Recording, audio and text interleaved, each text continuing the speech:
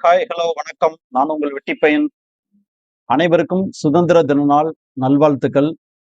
என்னடா எல்லா பக்கமும் போராட்டம் போயிட்டு இருக்கு. சுதந்திர தின விழா ஒரு கேடா அப்படின்னு இங்க நெறைய பேர் கமெண்ட் பண்ணலாம். ஆ இதே போராட்டத்த வந்து 78 வருஷத்துக்கு முன்னாடி ஒட்டுமொத்த இந்தியாவும் வெள்ளையனுக்கு, அதான் ஆங்கிலேயருக்கு எதிரா வந்து போராடிட்டு இருந்தாங்க.